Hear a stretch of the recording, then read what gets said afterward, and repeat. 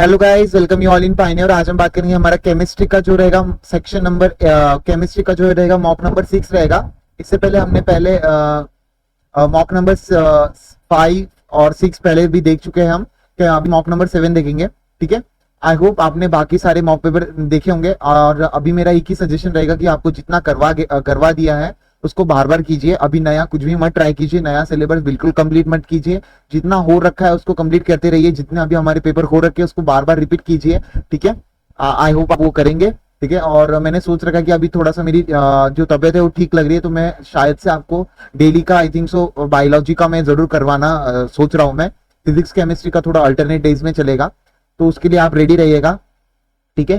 At least हम next of Sunday फिर last week में हम पूरा रिवीजन प्रैक्टिस जरूर करेंगे, ठीक है। तो शुरू करते हैं। आपका केमिस्ट्री करेगा mock number 7। Question number 1, what is the oxidation number of the central bromine atom in Br3O8। Br3O8, तो Br3 का O8 का स्ट्रक्चर बना दीजिए। इस तरीके का Br3 आपका बन जाएगा। इस तरीके के आपके double bond O, double bond O, double bond O, double bond O, double bond O, ये आपका स्ट्रक्चर रहेगा, ठीक है। Br3O8 का इस तरीके से आपको दिखना है। बस सेंट्रल एटम में पूछ रखा है, तो -2 और -2 आपका इस तरीके से आपको देखने को मिलेगा। -2 आपको देखने को मिलेगा। उसके बाद आ जाता है, यहाँ पर आ जाएगा +4, यहाँ पे आ जाएगा। तो +4 आपका जाते हुए देखने को मिल रहा है। यहाँ पर ऑक्सीडेशन क्या देखने को मिल रहा है, ऑक्सीडेशन नंबर आपका +4 जाते हुए देखने को मिल रहा है।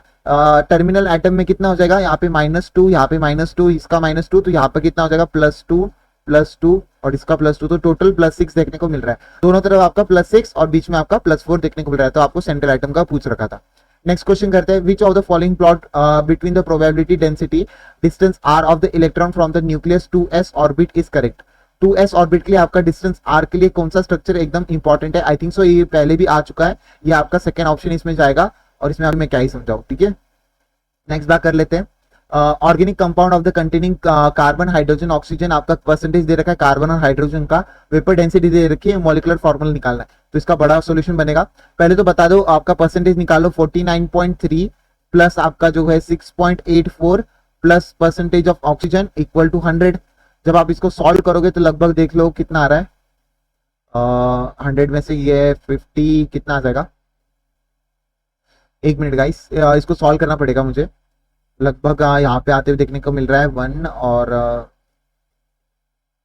15 16 और 1 कितना आ जाएगा 56.14 56.14 नहीं, 56.14 नहीं, गलत किया है, नहीं सही है। 56.14 और 0% आ जाएगा और इज इक्वल टू 100। तो इसको आप माइनस कर दीजिए, आपका ऑक्सीजन का परसेंटेज आ जाएगा 100 माइनस 56.4 आ जाएगा। तो इसका कितना परसेंटेज आ जाएगा, लगभग मेरा आंसर आ रहा है, कितना आ रहा है इसका 43 पॉइंट देखने को मिल रहा है। आई थिंक सो 43 निकलेगा, क्योंकि यहाँ पे एकदम अचानक से आपका आ जाएगा 43.86 आई थिंक सो। 10 में से आपका 4 गया 6 और यहाँ पे 9 में से 3 गया 3 और यहाँ पे 43.6 आपका आंसर, आपको 43.6। एक मिनट गलत कर रहे 56.4 को माइनस करना ना इसमें, 56.4 को माइनस करोगे यहाँ पे 10 आ जाएगा। मैं माइनस कर रहा हूँ यार 10 में से 4 गया 6 बच गया, उसके बाद यहाँ पे 9 और कुछ 10 में से 4 गया। हाँ, तो 46.86 बच रहा है आपका। कितना देखने को मिल रहा है 43 या 45। यार मैं एक तो यार मैं पहले सॉल्व करके नहीं आता, एक तो मेरे पास सॉल्यूशन भी नहीं होते, फिर मेरे माइनस में गड़बड़ कर देता हूँ, फिर आप बोलोगे गलत करवा दिया। मैं अप्रोक्सीमेटली लेना भी नहीं आ रहा मेरे को। अब यहाँ पे 10 आ जाएगा, यहाँ पे 6 बच जाएगा, यहाँ पे 9 में से 3 बच जाएगा, 3 बच जाएगा। उसके बाद यहाँ पे आपका कितना आ जाएगा, 9 बच गया ना यहाँ पर 9 में से 5 चले गया, 9 में से 5 चलेगा 43 पॉइंट। सही तो किया था यार, मेरे को लग रहा था गलत कर रहा हूँ मैं।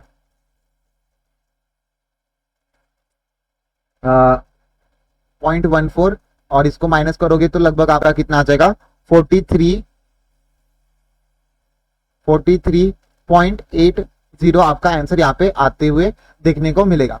तो इस तरीके से परसेंटेज ऑफ ऑक्सीजन आपका आ गया। जब आप इसका निकाल लोगे, परसेंटेज आपको दे रखा है, तो आप जब इनके इंपेरिकल फॉर्मूला निकालोगे तो देख लेना 49.3% डिवाइडेड बाय आप कितना आ जाएगा, कार्बन का 12 इज टू आपका कितना आ जाएगा, हाइड्रोजन का कितना आ जाएगा 6.84 डिवाइडेड बाय 1 और इज टू आपका 43 पॉइंट कितना आ जाएगा, 43.86 आपका आ जाएगा, 43.86 गलत करते हैं, 43.86 डिवाइडेड बाय आपका कितना आ जाएगा, ऑक्सीजन का 60। ठीक है, इससे जब करोगे तो आपका जो आंसर आएगा, आपका कार्बन आ जाएगा, कितना आ जाएगा, कार्बन 3H5O2। ठीक है, ये आपका फॉर्मूला आ गया। उसके बाद आपको देखना है, आपको देखना है पहले इंपेरिकल फॉर्मूला आ गया। ये मॉलिक्यूलर फॉर्मूला निकालने के लिए पहले आपको जो है मोलर मास निकालना पड़ेगा। मोलर मास कितना हो जाएगा आपका, मोलर मास हो जाएगा 2 इंटू वेपर डेंसिटी कितनी दे रखी है 73, तो कितना आ जाएगा 2 इंटू 73 लिख लो। और आपका जो है फॉर्मल मास, इंपेरिकल मास कितना आ जाएगा 3 इंटू 12 प्लस 5 प्लस 16 इंटू कितना आ जाएगा 16 इंटू 2 करोगे तो 16 टू 36 प्लस 5, 36 प्लस 5 आपका आ जाएगा 41 प्लस 36 प्लस 36 41। हाँ, ये भी आपका 73 आते हुए देखने को मिल रहा है। कितना आ रहा है 73 आपका आंसर आते हुए देखने को मिल रहा है। इंपेरिकल फॉर्मूला आपका कितना आते हुए देखने को मिल रहा है 73। जब आपका 73 आ गया, जब आपको इनके अगर आपका मॉलिक्यूलर फॉर्मूला के लिए एन निकालना पड़ेगा तो मोलर मास अपॉन इंपेरिकल मास, मोलर मास अपॉन इंपेरिकल मास, तो 2 बच गया, 73 कट गया, तो 2 से आपको इसके अंदर इंटू कर देना है। तो आपका कितना आ जाएगा कितना आ जाएगा C6H10O4, C6H10O4, तो C6H10O4 आपका थर्ड ऑप्शन चल जाएगा। इतना लेंदी आना नहीं चाहिए आपका नीट में, दुआ करो कि इतना लेंदी ना आए। इतना लेंदी आ गया तो बहुत ज्यादा टाइम चले जाता है। ठीक है, मेरा खुद का कैलकुलेशन में चला गया, माइनस में कैलकुलेशन फंस गया मैं, हो जाता है, इंसान ही हूं, इंसान से गलतियां होती है। ठीक है, नेक्स्ट देखते हैं आपका जो है आपका क्वेश्चन नंबर आ जाएगा 54।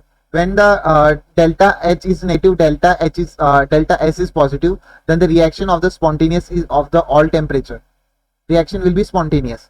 spontaneous के लिए आपको क्या चाहिए होता है, आपको पता होना चाहिए। spontaneous के लिए आपको डेल्टा जी कैसा होना चाहिए होता है आपका, जीरो से लेस, मतलब नेगेटिव होना चाहिए। तो आपका डेल्टा जी का फॉर्मूला अगर आपको पता होगा, delta G is equal to delta H plus T delta S. ठीक है, delta G is equal to delta H plus T delta S. ठीक है, तो delta G plus T delta S अगर आ गया तो आपका कितना दे रखा है, डेल्टा एच नेगेटिव दे रखा है और डेल्टा एस पॉजिटिव दे रखा है, तो हाँ आपका डेल्टा जी नेगेटिव आ रहा है, तो ये एकदम सही है, स्पॉन्टेनियस रहेगा। इन द रिएक्शन H2O और H2 और हाफ O2 दे रखा है gas, entropy changes is positive. तो देख लीजिए, अगर आपका डेल्टा एन जी अगर आपका पॉजिटिव आ जाएगा तो आपको एंट्रोपी चेंज भी आपका कैसा आ जाएगा, डेल्टा एस भी कैसा आ जाएगा, पॉजिटिव आ जाएगा। तो डेल्टा एन जी कितना आ रहा है आपका, यहाँ पे 3/2 -1 आ जाएगा, तो लगभग पॉजिटिव में ही आएगा। तो पॉजिटिव में आ रहा है, तो हाँ, तो assertion and reason are correct, but assertion is not correct explanation for the reason. ठीक है, ये आपको आना चाहिए। नेक्स्ट बात कर लेते हैं, the number of the hypervalent of the species among the following. Hypervalent क्या हो जाता है, जो ऑक्टेट रूल 8 इलेक्ट्रॉन से ज्यादा हो जाते हैं उनके अंदर देखना है। तो पहले आपको क्या करना पड़ेगा, यहाँ पे जो ऑक्टेट रूल फॉलो करे ना उसको कट कर दो, तो उसके बाद अलावा जो भी बचेंगे वो आपके कैसे होंगे, हाइपरवेलेंट हो जाएंगे। तो CO3 2- अगर आपने देखा होगा तो ये आपका ऑक्टेट रूल फॉलो करता है। BF3 भी आपका ऑक्टेट रूल फॉलो करता है। उसके बाद BF4 नहीं करता है, BF4 2- नहीं करता है। SnCl4 आपका ऑक्टेट रूल फॉलो करता है। XeF4 भी आपका ऑक्टेट रूल फॉलो करता है। तो आप इसका ऑक्टेट रूल को पता होगा कैसे निकालते हैं। तो कितने आपके हाइपरवेलेंट हो जाएंगे, 1 2 3, कितने हो जाएंगे 1 2 3 आपके हाइपरवेलेंट हो जाएंगे। नेक्स्ट बात कर लेते हैं, which of the following order of the ionic radius is correct. Ionic radius में आपको पहले देखना है नेगेटिव चार्ज, फिर उसके बाद पॉजिटिव चार्ज। तो आपका नेगेटिव चार्ज और पॉजिटिव चार्ज जो सही दे रखा होगा वो आपकी आयनिक रेडियस एकदम सही हो जाएंगे। तो आई थिंक सो मेरे को सेकंड ऑप्शन एकदम करेक्ट जाते हुए देखने को मिल रहा है। उसके बाद सक्सेसिव आयनाइजेशन पोटेंशियल, आपको सक्सेसिव आयनाइजेशन पोटेंशियल पूछ रखा है। तो देख लीजिए, बड़ा जंप यहाँ पे इस तरफ देखने को मिल रहा है, तो इस तरफ लाइन खींच दीजिए। बाद में इलेक्ट्रॉन कितने बच जाएंगे वैलेंसी में, 1 2 3 4। पीछे के लेफ्ट साइड की जितने भी बच जाते हैं एलिमेंट के अंदर, एटम के अंदर एनर्जी, वो आपके वैलेंस इलेक्ट्रॉन के अंदर most stable oxidation state of the element आपको देखने को मिल जाएगा। तो कितना आ जाएगा +4। ये इस तरीके से मैं करता हूँ। ठीक है, अगर आपको नहीं आता है तो प्लीज इसको अलग तरीके से भी अगर आपको पता होगा तो मुझे आप कमेंट डाउन करके जरूर बता देना। तो प्लस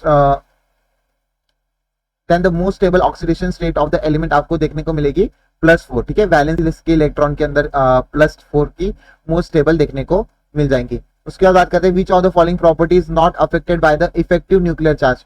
जो इफेक्टिव न्यूक्लियर चार्ज होता है उससे कौन सी जो प्रॉपर्टी दे रखी है आपकी अफेक्ट नहीं कर देती है। तो न्यूक्लियर चार्ज में अगर आपने देखा होगा, न्यूक्लियर चार्ज में अगर बात करोगे तो आपका आयनाइजेशन एनर्जी भी बढ़ता है, और down the group across the period ये भी बढ़ता है, ये भी बढ़ता है, पर इलेक्ट्रॉनिक कॉन्फ़िगरेशन के ऊपर कोई भी अफेक्ट नहीं करता है। तो आपका फोर्थ आ जाएगा। नेक्स्ट बात कर लेते हैं, which of the following show tautomerism. Tautomerism के लिए आपको चाहिए एटलीस्ट 1 अल्फा एच होना जरूरी है। फोर्थ ऑप्शन में एकदम सही देखने को मिल रहा है। नेक्स्ट बात कर लेते हैं, which of the following give the 3 methyl butene as an major product. Major product की तरह आपका 3 मिथाइल ब्यूटीन कौन सा दे रहा है, बता दीजिए। 3 मिथाइल ब्यूटीन में आपका मेजर प्रोडक्ट कौन सा दे रहा है, पहले तो बता देते हैं इसके अंदर आपका बन क्या रहा है। ये आपका D carboxylation of the alcohol के अंदर आपको देखने को मिल जाएगा। इसके अंदर क्या देखने को मिलेगा, डी हाइड्रो हाइड्रोजनेशन आपको देखने को मिल जाएगा। एक मिनट गलत बता रहा हूं मैं, यहाँ पे अल्कोहलिक एच का मतलब आ जाएगा डी हाइड्रो हेलोजिनेशन। मेरे को एक बंदे ने इसका क्वेश्चन मेरे को ना स्क्रीनशॉट भेजा था, तो उसको मैं तब समझा नहीं पाया था, तो अभी समझ ले भाई।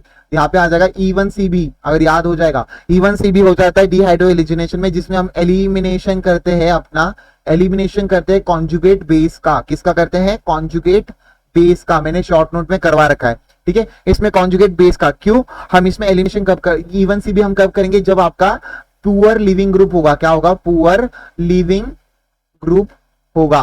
पुअर लिविंग ग्रुप यहाँ पे देखने को मिलेगा। तो पुअर लिविंग ग्रुप अगर आपका होगा तो क्या होगा, आपका -F हो जाएगा, उसके बाद -NR3 हो जाएगा, -SR3। और इस तरीके के पुअर ग्रुप देखने को मिल जाएंगे। तो इसमें क्या हो जाता है, आपका मेजर प्रोडक्ट जो है अलग बनना शुरू हो जाता है। जैसे कि आपका पूछ रखा है 3 मिथाइल ब्यूटीन। 3 मिथाइल ब्यूटीन कैसे देखने को मिल जाता है, अगर आपको देखा होगा इस तरीके से आपको देखने को मिल जाएगा 3 मिथाइल ब्यूटीन, ठीक है। तो यहाँ पे सबका जो करोगे, जब क्लोरीन का निकालोगे तो इस तरफ डबल बॉन्ड बनेगा, मेजर स्ट्रक्चर आपका, ठीक है। मेजर पूछ रखा है, माइनर नहीं। इसमें ये वाला मेजर बनेगा, इसमें ये वाला मेजर बनेगा।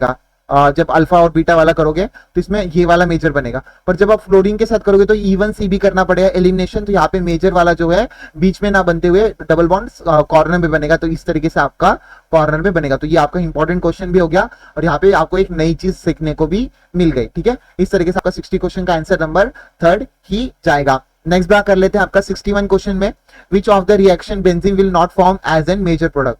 मेजर प्रोडक्ट नहीं बनेगा। तो रेड आउट ट्यूब तो सबको याद हो जाएगी, आपका मेजर प्रोडक्ट बेंजीन ही बनाती है। उसके बाद H+ के साथ अगर हीट करोगे तो आपका सेम चीज है, यहाँ पर आपका क्या हो जाएगा, बेंजीन बनाएगा, ठीक है।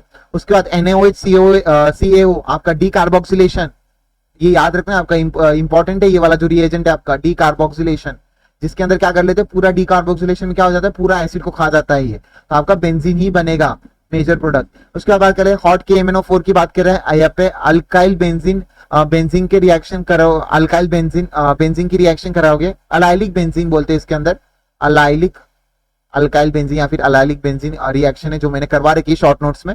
इसमें क्या हो जाता है, CH3 ग्रुप हटाकर यहाँ पे क्या बन जाता है, आपका COOH एसिड बन जाता है। तो इस तरीके से आपका फोर्थ ऑप्शन में आपका बेंजीन डोमिनेंट नहीं होगा। नेक्स्ट बात कर लेते हैं आपका separation of aniline from the water. आपको एक देखो, जब अगर आपको फ्रैक्शनल वगैरह डिस्टिलेशन वगैरह की डेफिनेशन याद नहीं होना, तो आपको क्या करना है, पहले तो फ्रैक्शनल अगर आ जाए तो फ्रैक्शनल वाला जो वर्ड आ जाता है उससे आपको मैच करवाना है। तो देख लीजिए यहाँ पे डी का जो है आंसर क्या आ रहा है, मेरा फर्स्ट आ रहा है। और जब एक को सॉल्व कर देते हो ना, एक को सॉल्व कर देते हो तो बाकी सब भी आपके सॉल्व हो जाते हैं। तो लगभग आपके 2 ऑप्शन रह गए, 2 तो एलिमिनेट हो गए। फिर बाद में देख लेते हैं separation of aniline with water mixture. Water mixture के साथ अगर करोगे तो स्टीम डिस्टिलेशन करना पड़ता है एनिलीन के अंदर वाटर मिक्सचर में से, तभी जाके निकलेगा ये। तो फोर्थ आ जाएगा, ए का फोर्थ आ जाएगा। उसके बाद बी की अगर मैं बात करूंगा, separation of aniline chloroform mixture. Chloroform mixture में से आप क्या करोगे, सिर्फ आपको क्या करना पड़ेगा, इसमें सिंपल डिस्टिलेशन, सिर्फ डिस्टिलेशन करवा के आपको एनिलीन निकल जाएगा। Separation of the glycerol from the spent lye में से आपको distillation under the reduce pressure करवाना पड़ेगा। तो इस तरीके से आपका थर्ड ऑप्शन एकदम करेक्ट जाते हुए देखने को मिल रहा है।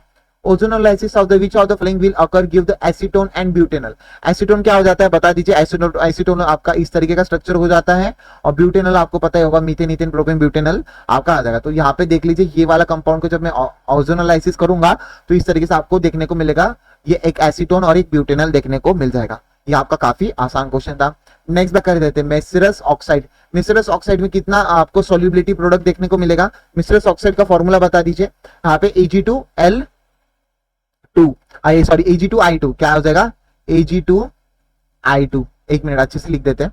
आपको कंपाउंड याद हो जाएंगे तो आपको सॉल्युबिलिटी निकालना भी आसान हो जाएगा। तो यहाँ पे Ag2I2, तो इसकी सॉल्युबिलिटी कितनी हो जाएगी, एस का नहीं 4s का, एक मिनट अच्छे से करते हैं, 4s का क्यूब कितना हो जाएगा, ए का आपका 4s का क्यूब हो जाएगा। उसके बाद एल्यूमिनियम फॉस्फेट की अगर करोगे AlPO4, बस सिंपल कंपाउंड S² हो जाएगा। उसके बाद कैल्शियम फॉस्फेट के लिए करोगे तो आपका एनसीईआरटी में इनके सबके दे रखे हैं, आप बोलोगे क्या है, तो Ca3PO4 होल टाइस, क्या आ जाएगा, PO4 होल टाइस, इसका आ जाता है 6, आपको इसका याद रखना है 108s का 5 टाइम्स सॉल्युबिलिटी प्रोडक्ट याद रखना है इनके। उसके बाद जिरकोनियम फॉस्फेट, वहां पे निकालते नहीं बैठना, आपको याद रखना है इनको, zirconium phosphate ZrHPO4 whole twice, तो आपका कितना देखने को मिलेगा 6912, आपका S का 7, ये देखने को मिल जाएगा सॉल्युबिलिटी प्रोडक्ट। तो देख लीजिए A का क्या है S, A का Q है, B का आपका R है, C का आपका P है और D का S है। तो लगभग आपका सेकंड ऑप्शन एकदम करेक्ट जाते हुए देखने को मिल रहा है। नेक्स्ट बात कर लेते हैं, for the physical equilibrium solid से लिक्विड में जाएगा तो यहाँ पे क्या करना पड़ेगा, जब आप इंक्रीज करोगे टेम्परेचर और आपका लिक्विड के अंदर प्रेशर भी इंक्रीज करोगे तो आपका मोर वाटर विल फॉर्म, हाँ एकदम सही है। Since the forward reaction is the endothermic in the nature of the volume of the water is greater than the volume of the ice, बिल्कुल भी गलत दे रखा है। जब आपका आइस का जो है वॉल्यूम क्या हो जाता है, इंक्रीज हो जाता है, मोर होता है देन द वाटर के वॉल्यूम से, ठीक है, वाटर के वॉल्यूम से, तो ये आपको याद रखना है। तो Adarshan statement 1 is correct, statement 2 is incorrect. Next बात कर लेते हैं, ओके आपकी MOT के बारे में यहाँ पे पूछ रखा है, तो MOT की पूरी रिवीजन यहाँ पे हो जाएगी। And atom orbital in a monocentric while the molecular orbital are polycentric, हाँ एकदम सही है। In a formation of bonding orbital आपका दे रखा है, तो बॉन्डिंग ऑर्बिटल में आपको दे रखा है the 2 electron wave of the bonding atom rain for each other with the constructive interference आना चाहिए था, डिस्ट्रक्टिव नहीं कंस्ट्रक्टिव आना चाहिए था, ये गलत हो गया, आप पे कंस्ट्रक्टिव आना चाहिए था, यहाँ पर कंस्ट्रक्टिव आना चाहिए था, ठीक है, डिस्ट्रक्टिव की जगह पे यहाँ पे कंस्ट्रक्टिव आना चाहिए था। नेक्स्ट बात करते हैं, if the all molecular orbital are doubly occupied the substance is attached by the आपका मैग्नेटिक फील्ड, अगर डबली ऑक्यूपाइड होता है तो आपका कैसे हो जाता है, आपको अगर पता होगा डायमैग्नेटिक हो जाता है, डायमैग्नेटिक हो जाता है। और मैग्नेटिक फील्ड के लिए आपको अगर अटैच करवाना है तो आपको फेरोमैग्नेटिक सब्सटेंस लाना पड़ेगा, जब से सबसे ज्यादा स्ट्रॉन्ग मैग्नेटिक फील्ड करवाता है, तो ये भी आपका स्टेटमेंट गलत हो गया। The bond length decrease on the bond order increase, अगर आपकी बॉन्ड लेंथ डिक्रीज हो रही है तो बॉन्ड ऑर्डर इंक्रीज होगी, तो आपका ये वाला एकदम सही है। रिलेशन मैंने पिछले पेपर में भी करवा रखा है इसका। The positive bond order means the stable molecule while the negative and zero bond order means the unstable molecule, हाँ आपका ये वाला भी स्टेटमेंट सही है, तो आपका A, D और E जो स्टेटमेंट है एकदम करेक्ट है। नेक्स्ट बात कर लेते हैं, alkane with the minimum boiling point का बता रखा है, बॉइलिंग पॉइंट का डायरेक्टली प्रोपोर्शनल टू आपका क्या आ जाएगा, बता दीजिए, डायरेक्टली प्रोपोर्शनल टू आपका नंबर ऑफ बॉन्डिंग, ठीक है, नंबर ऑफ कार्बन आइटम, उसके बाद और इनवर्सली प्रोपोर्शनल टू आपका क्या आ जाएगा, ब्रांचिंग। तो यहाँ पे पूछ रखा है ब्रांचिंग मिनिमम बॉइलिंग पॉइंट, तो जिसकी ब्रांचिंग ज्यादा होगी उसके बॉइलिंग पॉइंट कैसा होगा, कम होगा। अगर आपको समझ में आ रहा है अच्छी तरीके से, काफी इजी पेपर है ये, तो इसमें फोर्थ ऑप्शन एकदम करेक्ट जाते हुए देखने को मिल रहा है। चलिए बताइए इसका क्या बनेगा, 1% अगर आप ये करवा देते हो इसका, तो मेजर प्रोडक्ट लगभग क्या देखने को मिलेगा, बता दीजिए।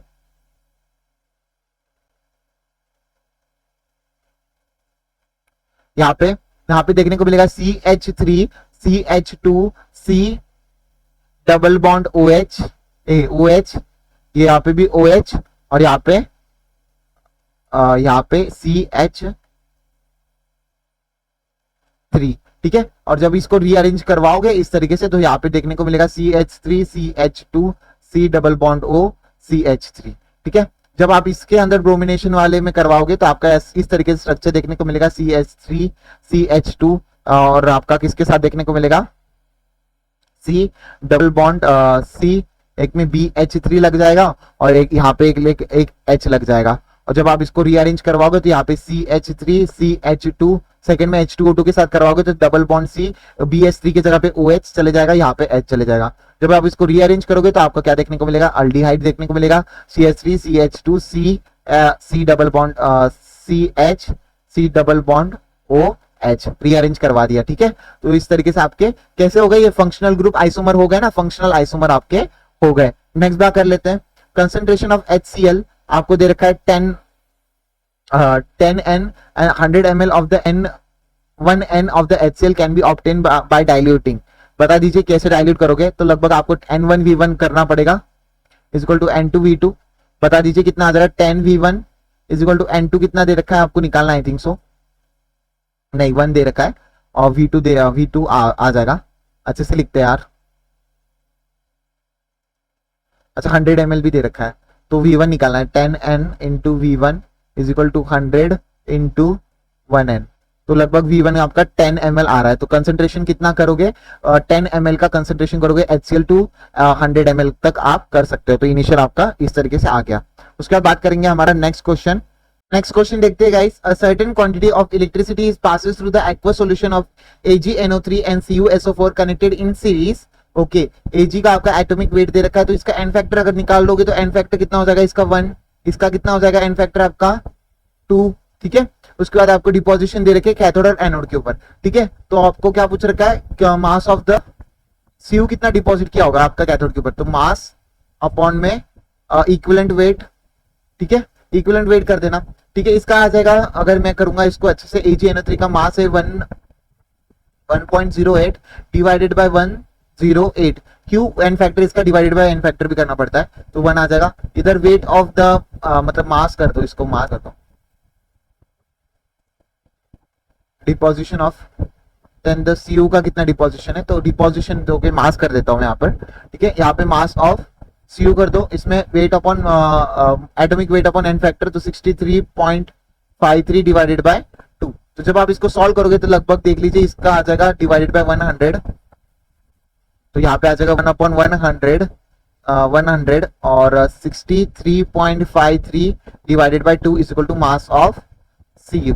जब आप इसको करोगे तो लगभग आपको देखने को मिल रहा है 3176 इस तरीके से देखने को मिल रहा है. तो लगभग जो है 31.7 डिवाइडेड बाय 100, तो आपके 2 जीरो ऊपर चल जाएंगे, तो मतलब 0.317 आपका आंसर जाते हुए देखने को मिल रहा है. 0.317 ग्राम एकदम सही है. उसके बाद कर लेते हैं on burning candle the representing equation दे रखा है. The rate of reaction increase, rate of reaction कब इंक्रीज होगी, decreasing concentration of the oxygen. अगर आपका ऑक्सीजन का अगर आपको रेट ऑफ रिएक्शन बढ़ानी है तो फॉरवर्ड डायरेक्शन में जानी चाहिए. तो अगर आपका ऑक्सीजन का जो क्या करोगे कंसंट्रेशन डिक्रीज करोगे, तो डिक्रीज करोगे तो बैकवर्ड जाएगी. उसका powdery of the lamp of the coal, हाँ यहाँ पे अगर आप पाउडर करोगे लैंप ऑफ द कोल का, तो एकदम सही आपका जो है सरफेस एरिया इसके अंदर बढ़ जाएगा. सरफेस एरिया बढ़ने की वजह से यहाँ पे सरफेस एरिया बढ़ने की वजह से यहाँ पे इसका डिपोजिशन की वजह से इसका जो है रेट ऑफ रिएक्शन भी इंक्रीज हो जाएगी. तो सेकंड सही है. डिक्रीजिंग द टेम्परेचर, बता दीजिए डिक्रीजिंग द टेम्परेचर अगर आपको पता होगा तो डिक्रीज इन टेम्परेचर भी आ जाएगा. Provide in atmosphere of the burning भी आपका गलत आ जाएगा. Boron is unstable in a form of BF4 minus. क्यों हो जाता है, इसलिए इसके अंदर कोवैलेंसी जो सेकंड पीरियड एलिमेंट है उनके अंदर डी ऑर्बिटल प्रेजेंट नहीं होता है. वैकेंट डी ऑर्बिटल होते ही डी ऑर्बिटल प्रेजेंट नहीं होता. ये मोर देन 4 कोवैलेंसी से ज्यादा 4 से ज्यादा कोवैलेंसी शो नहीं कर सकते, तो आपका अनेबल टू फॉर्म है. एकदम सही कह रहा है Adarshan. Fluorine is more electronegative element, इसकी वजह से नहीं, फ्लोरीन मोर इलेक्ट्रोनेगेटिव होने की वजह से ऐसा बिल्कुल भी नहीं है. तो रीजन तो करेक्ट है, but the reason is not correct explanation for the assertion. तो सेकंड ऑप्शन एकदम करेक्ट जाएगा. नेक्स्ट बात कर लेते हैं. डायमंड बता दीजिए covalent at it has high melting point. क्यों, क्योंकि ये हार्डेस्ट होता है और इसका जो है वेरी लो, अगर आपको इसको सब्सट्रैक्ट भी करना है तो वेरी हाई प्रेशर और टेम्परेचर इसको देना पड़ता है आपको. तो it has a 3 dimensional network of the involving strong, कौन से बॉन्ड आपके CC बॉन्ड आ जाएंगे, कौन से CC बॉन्ड आ जाएंगे. ठीक है, नेक्स्ट बात कर लेते हैं. Which of the following has the highest melting point. बता दीजिए अगर आपने गया होगा हाफनियन से आपका W तक जाओगे तो आपकी मेल्टिंग पॉइंट जो है बढ़ती है, तो सबसे ज्यादा इसकी आ जाएगी. ठीक है, 5D सीरीज में. नेक्स्ट बात कर लेते हैं. Benzene diazonium fluoroborate is a stable at room temperature. Room temperature के अंदर benzene diazonium fluoroborate is a stable at room temperature. बता दीजिए इसका स्ट्रक्चर इस तरीके से आपको देखने को मिल जाएगा. N2 माइनस और BF4 2 माइनस स्टेबल है आपका रूम टेम्परेचर के अंदर, एकदम सही है.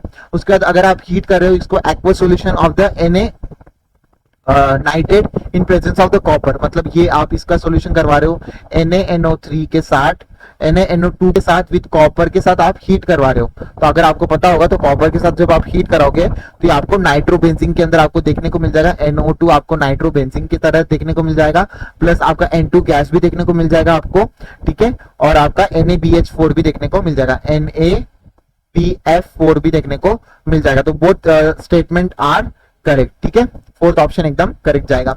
नेक्स्ट बात कर लेते हैं आपका 7th क्वेश्चन, बता दीजिए कंसंट्रेटेड AgNO3 के साथ आपका क्या देता है। तो अगर आपने कभी करवाया होगा तो इसमें जो ऑर्थो वाला जो बनता है, ऑर्थो वाला जो बनता है NH2O NO2 है ना, NO2 जो होता है ये आपका 1% 2% बनता है। उसके बाद इसका जब आप पैरा वाला बनाओगे, मेटा वाला बनाओगे तो NH3 मेटा वाला जो NO2 बनाओगे तो होता है 47%, कितना हो जाता है 47%। उसके बाद अगर आप इसका पैरा वाला बनाओगे, मैंने नोट्स में लिखवा रखा है, हाँ ठीक है, अगर आपने देखा नहीं होगा तो नोट्स में से देख लेना। NH3 आपका NO2 अगर बन रहा है इस तरफ तो लगभग कितना 51% बनाता है, तो ये पता होना चाहिए। Product which obtain minimum amount आपका कौन सा होता है, ऑर्थो नाइट्रो एनिलीन आ जाएगा, एकदम सही है, फर्स्ट ऑप्शन एकदम करेक्ट आ जाएगा। Which of the following reaction of the benzaldehyde is not form, benzaldehyde आपका नहीं बन जाता। पहली तो इटार्ट रिएक्शन दे रखी है, बहुत बार आ रखी है, इंपॉर्टेंट है, नीट 2024 में इसका क्वेश्चन जरूर देखने को मिलेगा, ठीक है। तो आपका क्या आ रहा है, ईटार्ड रिएक्शन आ रही है, क्या आ रही है, ईटार्ड रिएक्शन आपको देखने को मिल रही है। ईटार्ड रिएक्शन से आपका लगभग आपको इस तरीके से अल्डिहाइड देखने को मिल जाएगा। सेम चीज यहाँ पे भी सेम चीज आ जाएगी। AlCl3 आपको दे रखा है, तो ये आपको बेंजीन के साथ दे रखी है ना, तो गैचरमैन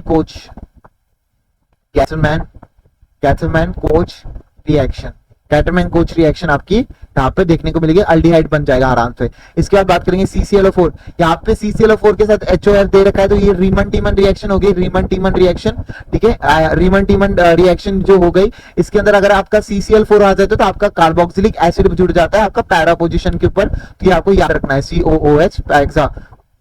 अगर यहाँ पे CHCl3 अगर दे देता ना, CHCl3, तब जाके आपका जो है अल्डिहाइड बन जाता पैरा पोजिशन के ऊपर, पर यहाँ पे CHCl3 नहीं दे रखा था, तो इस तरीके से आपका अल्डिहाइड बन जाता है यहाँ पर। तो ये यहाँ पे CHCl3 अगर दिया होता है रीमन टीमन में, ये बहुत इंपॉर्टेंट रिएक्शन है, तो यहाँ पे इनकरेक्ट तो यही आ जाएगी, पर ये इंपॉर्टेंट रिएक्शन है, रीमन टीमन रिएक्शन बहुत बार क्वेश्चन में आ रखी है। नेक्स्ट बात कर लेते हैं, which of the following reaction not involve in formation of N2, तो बना देते हैं आपका ये वाला जो है, अगर आपने देखा होगा तो यहाँ पे बेंजीन बन जाता है, जो आपका Na2Cl को पूरा ही हटा देता है, CH2COH आपका जो है बेंजीन फॉर्मेशन में आ जाता है, बेंजीन बना देता है एक। उसके बाद CH3COH आपका अल्डिहाइड भी बन जाता है, और इसके अंदर N2 भी बन जाता है, और प्लस HCl भी बन जाता है। उसके बाद PHCl2 आपका POH के साथ अगर करवाओगे तो इसकी इतनी अच्छी खासी प्रोडक्ट बन जाता है इसका, इस तरीके से N के साथ 2 डबल बॉन्ड N के साथ, इस तरीके से आपको, और इस तरीके से आपका देख लो, इस तरीके से आप पे OH जुड़ जाएगा, ये आपका बन जाता है इसका प्रोडक्ट, ठीक है। तो यहाँ पे O2 देखने को N2 नहीं बनता है, यहाँ पे N2 नहीं बनता है, तो सेकंड ऑप्शन एकदम करेक्ट जाएगा, क्योंकि यहाँ पे N2 इवॉल्व नहीं बोला था, तो N2 इसमें नहीं बनता है। इसमें क्या बनाओगे, वुल्फ किश्नर रिएक्शन है आपकी, वुल्फ किश्नर है, इस तरीके से आपको देखने को मिल जाएगा, यहाँ पे C बॉन्ड डबल बॉन्ड को पूरा खा जाता है, और आपके KOH के साथ आप देख लोगे, OH के साथ आपका बन जाएगा, ये भी आ जाएगा। इसमें आ जाएगा ये आपके CuCl2 के रिएक्शन में आपका Cl जुड़ जाता है, पूरा NO2Cl को हटाकर पूरा NO2 को हटा देता है, Cl बनकर NO2 को हटा देता है। तो ये आपके सारे रिएक्शन N2 देंगे, पर सेकेंड वाला आपका नहीं देगा।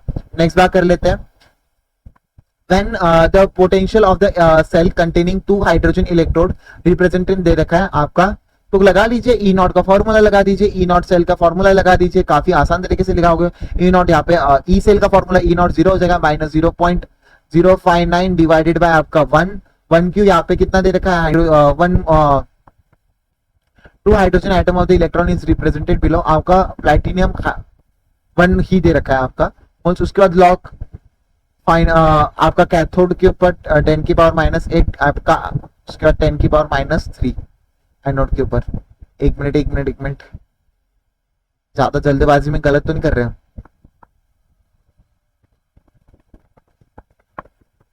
एनोड और कैथोड, सॉरी, एनोड के ऊपर आ जाएगा, उसके बाद कैथोड आ जाएगा।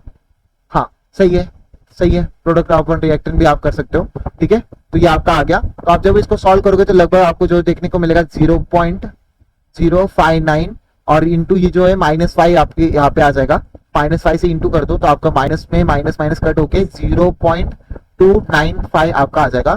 थर्ड ऑप्शन एकदम करेक्ट जाते हुए देखने को मिल रहा है। Gold sold can be prepared by, आपका गोल्ड सोल्ड किस तरीके से बना सकते हो बता दीजिए। आपका कैन बी प्रिपेयर्ड बाय आपका केमिकल मेथड से कर सकते हो और आपका ब्रिज आर्क मेथड भी आप यूज कर सकते हो। तो बोथ 1 and 2 1 and 3 आपका करेक्ट आना चाहिए।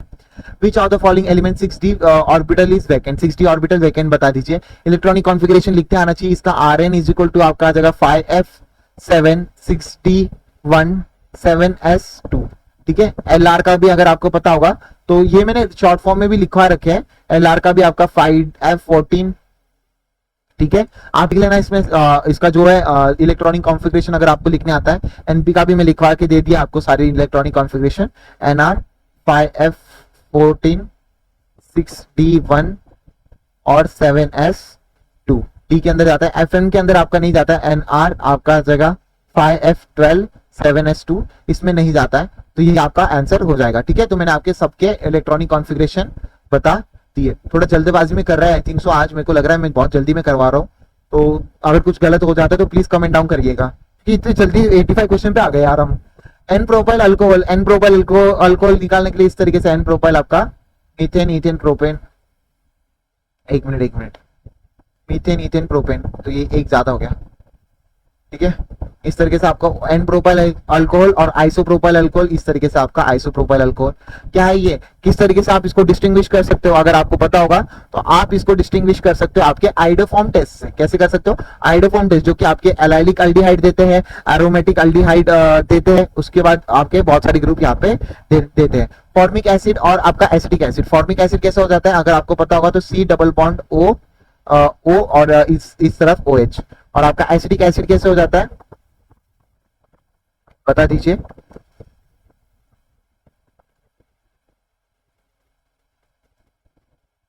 एक मिनट फॉर्मिक एसिड सिर्फ C double bond OH, C double bond OH, ठीक है। एसिड और एसिटिक एसिड भी देख लेना, मेरे को याद नहीं आ रहा है, स्ट्रक्चर याद नहीं आ रहा। I think so acidic acid का CH3 C double bond OH जुड़ जाता है एसिडिक एसिड में, और फॉर्मिक एसिड में CH3 C double bond COH देखने को मिल जाता है। वैसे भी ये जो एसिड होते हैं आपकी टॉल्विन रिएजेंट से आप उसको डिस्टिंग्विश करवा सकते हो अगर आपको पता होगा। टॉल्विन रिएजेंट आपको अगर पता होगा तो आपका जो है एक मिनट, आई थिंक सो मैंने आइडोफॉर्म टेस्ट के लिए आपको गलत बता लिया ना। मिथाइल कीटोन करवाते हैं 2 डिग्री अल्कोहल और इथाइल अल्कोहल करवाते हैं। आइडोफॉर्म इथाइल अल्कोहल करवाते हैं और आपका 2 डिग्री अल्कोहल भी करवा सकते हैं इसके अंदर, और मिथाइल कीटोन भी आप डिस्टिंग्विश करवा सकते हो, ठीक है। तो आइडोफॉर्म टेस्ट में उसका टॉल्विन रिएजेंट की अगर मैं बात करूंगा इसमें एलिफेटिक और एरोमेटिक आपको देखने को मिल जाएंगे अल्डिहाइड, तो इस तरीके से आपको पी वाला आंसर भी चले जाएगा। फ्लेलिंग टेस्ट आपको कौन कौन शो करता है आपका एलिफेटिक अल्डिहाइड, एरोमेटिक अल्डिहाइड नहीं करते, कीटोन नहीं करता, एक्वस CaSO4 के साथ NaH+ आपको देखने को मिल जाएगा। तो आपको देखने को मिल जाएगा आपका बेंजल्डिहाइड एसिटल्डिहाइड बेंजल्डिहाइड एकदम सही है, क्यू चले जाएगा। उसके बाद आपका carbolic acid and benzyl carbolic acid, acid दे रखे हैं, कार्बोलिक एसिड भी दे रखा है और बेंजिक कार्बोलिक एसिड आपका ब्रोमाइन वाटर ट्रेथ से भी आपका निकल जाएगा। तो लगभग आपको फोर्थ आंसर मेरा एकदम करेक्ट जाते हुए देखने को मिल रहा है। आई थिंक सो मैंने कुछ रिएजेंट की यहाँ पे आई थिंक सो नाम गलत ले लिया और थोड़ा सा आगे पीछे हो गया, तो आप चाहो तो मेरे को इसको फिर से मैं बोल देता हूँ, तो बहुत ज्यादा टाइम भी चले जाएगा, तो बता देना, मैं कमेंट करके इसका अच्छे से लिखवा दूंगा। 85 क्वेश्चन मुझे याद रहेगा, बता देना अगर मैंने कुछ गड़बड़ करवा दिए तो होमवर्क आपका मेरी गड़बड़ को पहचानी है, शायद से की है मैंने, याद नहीं आएगी। उसके बाद कर लेते हैं 87 का, काफी आसान है। 2s के अंदर आपको n आपके 2 हो जाते हैं, l आपका 0 हो जाता है, m आपका 0 हो जाता है। 2pz के अंदर अगर बात करोगे तो 2pz के अगर आप बात करोगे यहाँ पे n आपका 2 हो जाता है, l आपका 1 हो जाता है, m आपके 0 हो जाते हैं। उसका dx² y² आपका लगभग दो ऑर्बिटल में आ जाएगा, तो यहाँ पे n आपको 4 भी देखने को मिल जाता है, m के अंदर +2 -2 देखने को मिल जाते हैं, l आपका 2 हो जाता है, तो c का आपका क्या हो जाएगा, q हो जाएगा। dz² के अंदर सिर्फ n आपका 4 होगा, l 2 होगा, m के अंदर कोई भी देखने को नहीं मिलेंगे, तो आपको ये याद रखने हैं। तो लगभग आपका जो है आंसर कौन सा जाते हुए देखने को मिल रहा है, इसमें भी फोर्थ आंसर एकदम जाते हुए देखने को मिल रहा है। नेक्स्ट बात correct increasing order of the covalent character. अगर आप डाउन द ग्रुप जाते हो तो साइज ऑफ द कैटायन क्या हो जाता है, आपका साइज ऑफ द कैटायन क्या हो जाता है, कम हो जाता है। तो जहाँ पे साइज ऑफ द कैटायन कम होगा तो वहां पे कोवेलेंट कैरेक्टर क्या हो जाएंगे, कोवेलेंट कैरेक्टर आपके बढ़ जाएंगे। तो देख लीजिए आपका साइज ऑफ कैटायन इस तरीके से थर्ड ग्रुप में एकदम सही में देखने को मिल रहा है, लिथियम बेरिलियम बोरॉन कार्बन। आपका साइज डिक्रीज हो रहा है पर कोवेलेंट कैरेक्टर आपका इंक्रीज देखने को मिल रहा है अक्रॉस द पीरियड। ठीक है, थर्ड ऑप्शन एकदम करेक्ट जाएगा। नेक्स्ट बात कर लेते हैं sp3d के अंदर अगर आपको याद होगा तो इसमें सिर्फ आपका dz² आ जाता है, अगर आपको याद हो जाएगा तो dz² आ जाता है, उसके बाद आपका एड ऑन शुरू हो जाता है sp3d2। एक मिनट, sp3d आ गया ना, sp3d2 की अगर बात करोगे तो इसमें b का आ जाएगा dx² y²। ठीक है, और उसमें थर्ड वाला भी आ जाएगा, इसके अंदर दोनों भी ग्रुप देखने को मिलेंगे। dsp2 देखने को मिलेगा, इसमें सिर्फ xy देखने को मिलेगा, तो इसके अंदर आपको सिर्फ xy देखने को मिलेगा। एक मिनट, एक्स वाई नहीं dx² y² आपको देखने को मिलेगा। sp3d3 की अगर मैं बात करूंगा, यहाँ पे आपको 1 भी देखने को मिलेगा, 2 भी देखने को मिलेगा, 3 भी देखने को मिलेगा। फोर्थ वाला तो है dyz आपको नहीं देखने को मिलता कहीं पर भी, तो एकदम इसको कट ही कर दो। तो यहाँ पे सेकंड वाला ऑप्शन एकदम करेक्ट जाते हुए देखने को मिल रहा है। ठीक है, नेक्स्ट बात कर लेते हैं, नेक्स्ट क्वेश्चन की बात कर लेते हैं। बेसिक ऑक्साइड बताना है आपको, बेसिक बता दीजिए। बेसिक ऑक्साइड कौन कौन से चले जाएंगे? +6 में तो ये एसिडिक हो जाएगा। उसके बाद ये एम्फोटेरिक, ये आपका +2 में है, तो A+2 में ही है ना, हाँ, बेसिक ऑक्साइड हो गया, थर्ड हो जाएगा। ये भी एम्फोटेरिक। ठीक है, एम्फोटेरिक की आपको ट्रिक बता दी, जनाबे आली सबसे अच्छा सॉन्ग गाया करो, ये आपके एम्फोटेरिक की ट्रिक हो गई। और मैंने कहा था कि बायोलॉजी की आपको मेरे को ट्रिक बतानी, मोलस्कन्स की किसी ने भी मेरे को कमेंट नहीं किया है बायोलॉजी की ट्रिक के लिए, क्या यार। ठीक है, serious method of Carius method is used to in the quantitative elimination of halogen का आप एलिमिनेशन करने में आपको क्वांटिटेटिव एलिमिनेशन के अंदर आपका यूज होता है, इंपॉर्टेंट है, याद रख लेना। उसके बाद बात कर लेते हैं hydrolysis of the sucrose, H2O के साथ ग्लूकोज प्लस फ्रक्टोज बन जाता है। Explain the constant Kc for the reaction दे रखा है, और आपका G0 की वैल्यू भी दे रखी है, तो बता दीजिए। डेल्टा G0 आ जाएगा आपका -2.303 RT की, R की वैल्यू डायरेक्ट लिख रहा हूं 8.314, और आपका 500 केल्विन इनटू लॉग कितना आ जाएगा 2 × 10⁻10। ठीक है, तो कर दो इसको 500 × 2.303 × 8.314 × 10 × log 2 की वैल्यू 0.3। जब आप इसको सॉल्व करोगे तो मैं इसको सॉल्व करके आया था आपको 98.6 जूल। भाई दो ऑप्शन दे रखे हैं, दोनों करेक्ट है, 98.6 जूल आपका आते हुए देखने को मिलेगा। ठीक है, नेक्स्ट बात कर लेते हैं, correctly match product of the following reaction, बता दीजिए आपका करेक्टली मैच। हाँ, आपका हॉट KMnO4 के साथ NOH का अगर करवाओगे तो यहाँ पे OH बनकर फिर उसके बाद वो हट जाता है, तो बेंजीन आपका देखने को मिल जाता है। उसके बाद बेंजीन के साथ कंसंट्रेटेड H2SO4 अगर करोगे SO3 के साथ, तो ये सल्फोनेशन आपकी देखने को मिल जाता है। ये आपका नाइट्रेशन हो जाएगा, ये आपका नाइट्रेशन हो जाएगा बेंजीन के साथ।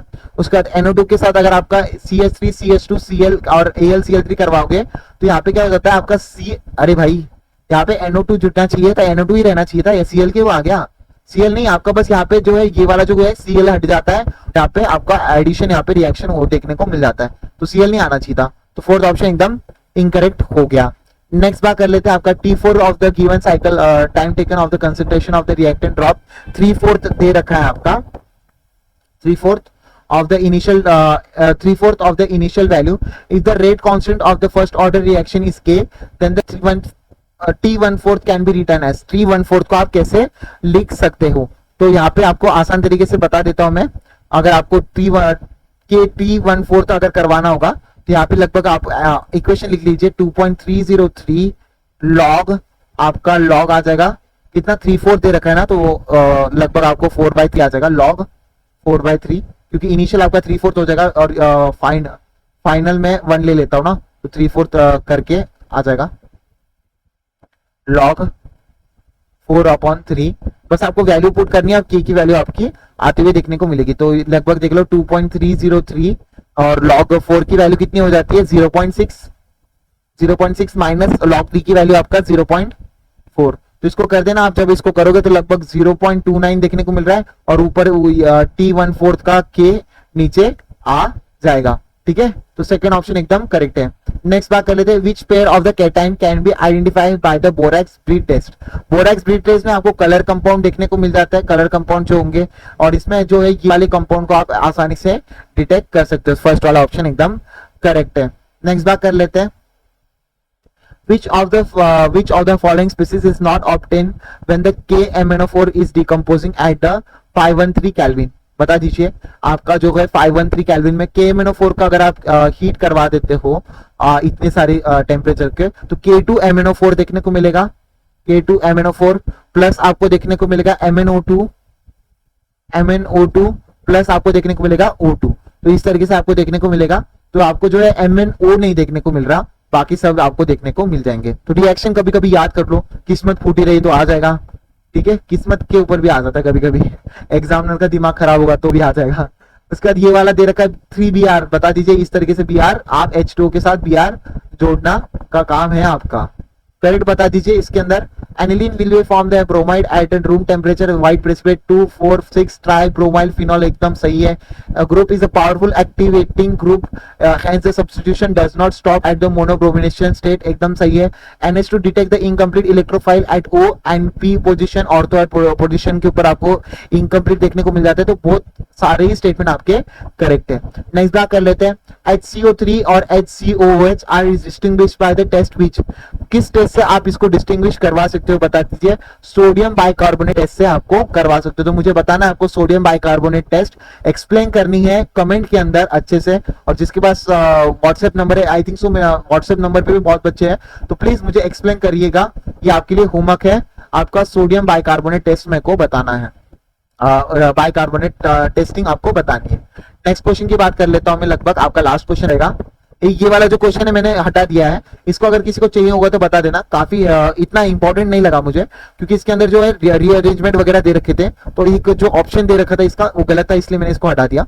C2 halide, C2 halide is known are known except, bromide भी कह सकते हो, फ्लोराइड भी कह सकते हो, क्लोराइड भी कह सकते हो। आयोडाइड क्यों नहीं कह सकते, क्योंकि आपका आयोडाइड जो है आपका Cu+2 में आयोडाइड जो है आपका इस किस में कन्वर्ट हो जाता है, आयोडीन के अंदर आपका कन्वर्ट हो जाता है, ठीक है। इसमें करवा सकते हो, फ्लोराइड में करवा सकते हो, क्लोराइड में करवा सकते हो, पर आपका आयोडीन में आप बिल्कुल भी नहीं करवा सकते। ये आयोडाइड में कन्वर्ट हो जाएगा Cu+2 में, ठीक है, Cu+2 आपका करवा देगा। तो एकदम सही है, सेकंड आपका ऑप्शन, फर्स्ट ऑप्शन एकदम करेक्ट जाते हुए देखने को मिल रहा है। तो इसी के साथ आपका पूरा यहाँ पर खत्म होता है मॉक नंबर 7, मॉक जो 7 था आपका केमिस्ट्री का, ठीक है। स्टे ट्यून, अभी थोड़ी देर के बाद आपको बायोलॉजी का भी मॉक देखने को मिल जाएगा, थोड़ी देर में आपको मैं अपलोड करवा दूंगा। आई डोंट नो कि आपको कब मिलेगा, पर आपको जरूर देखने को मिल जाएगा। तो thank you so much, see you in next video, thank you so much guys.